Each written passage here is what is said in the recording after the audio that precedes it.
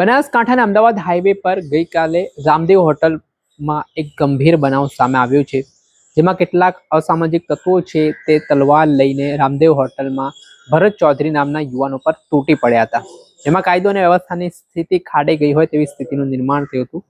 આ ઘટનામાં ભરત ચૌધરી નામના યુવકને લોહી વહી જવાના કારણે ગંભીર ઈજાઓ પહોંચવાના કારણે તેમનું મૃત્યુ નિપજ્યું છે અને આ ઘટના બાદ ચૌધરી સમાજના લોકોમાં ભારે આક્રોશ જોવા મળી રહ્યો છે।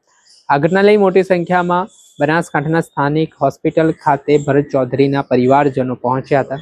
ભરત ચૌધરી સાથે તેમના એક મિત્ર પણ હતા, તેમને પણ ઈજાઓ પહોંચી છે, તેઓ સારવાર હેઠળ છે।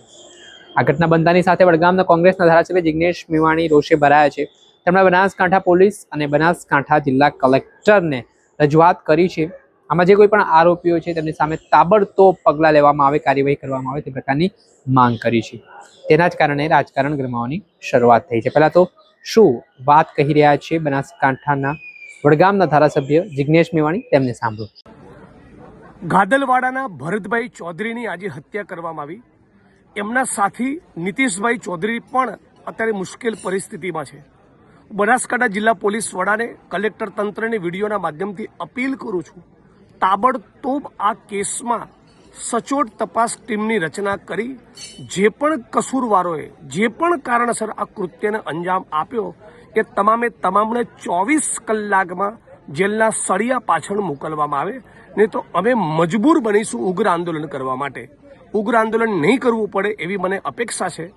શું ગંભીરતાથી ગુનાની આપણે બધા જાણીએ છીએ, એક માણસે જીવ ગુમાવ્યો છે અને આનાથી વધારે ગંભીર પરિસ્થિતિ કોઈ ના હોઈ શકે। એટલે તાબડતોબ હું માગણી કરું છું કે આમાં 24 કલાકમાં જે ટીમ કામે લગાડવી પડે લગાડો, પણ એક આરોપી જેલના સળિયા પાછળ હોવો જોઈએ।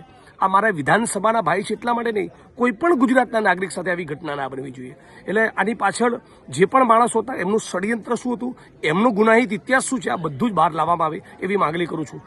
ભરતભાઈ ચૌધરી આપણી વચ્ચે નથી રહ્યા, અમને પરિવારજનોને મારી શ્રદ્ધાંજલિ પણ પાઠવું છું અને વિડીયોના માધ્યમથી જણાવું છું કે જે પણ મારા લાયક સેવા હોય, આ મુદ્દે કામ હોય, જે પણ લડવાનું હોય, જે પણ પ્રયત્ન કરવાનો, પ્લીઝ મારા ધ્યાન ઉપર લાવજો। હું અડધી રાતે તમારી વચ્ચે આવીને ઊભો રહીશ।